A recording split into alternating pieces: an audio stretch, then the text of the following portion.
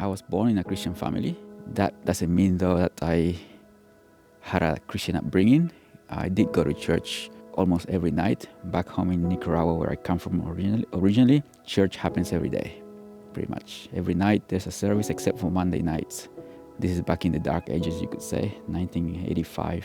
I don't remember learning much, but I did sit down and pay attention to a lot of the preaching, and it did bring a lot of knowledge, but at the same time, a lot of anxiety probably, a lot of uncertainty.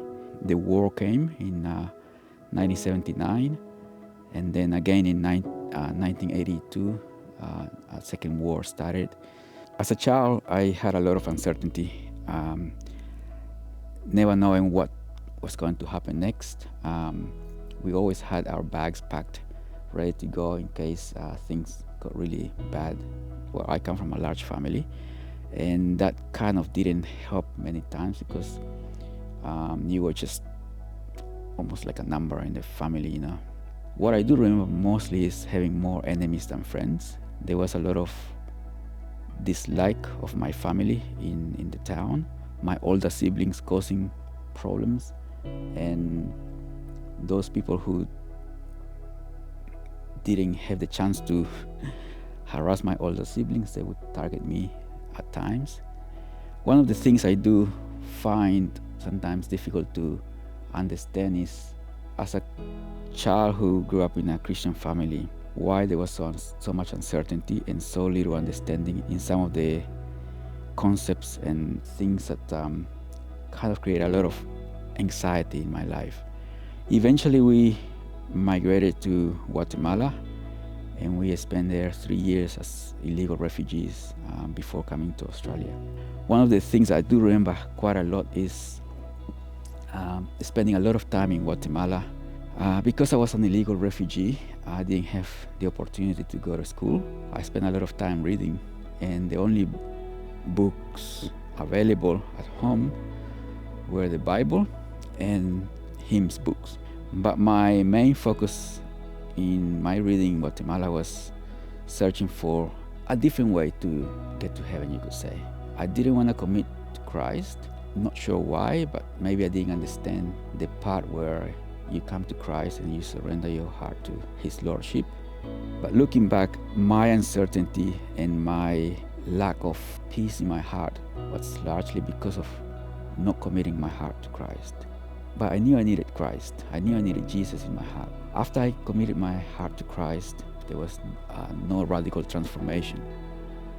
But there was that peace in my heart. There was that satisfaction. There was no more search from there on, trying to find a different way. What I did find is that there was a consciousness in me, knowing that living a double life was not the right way. I remember going back to school the next day. I was about to go on with my regular double life sort of thing. And then as I was about to go and do my regular thing, there was something that stopped me from continuing to live that life. It was almost like, hey, that's not the right way.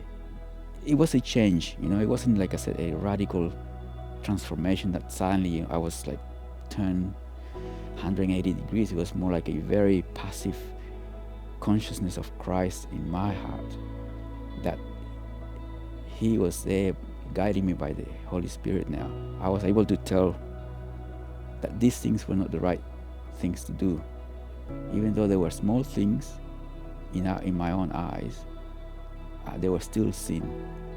Little lies here, little lies there, swear word here, swear word there.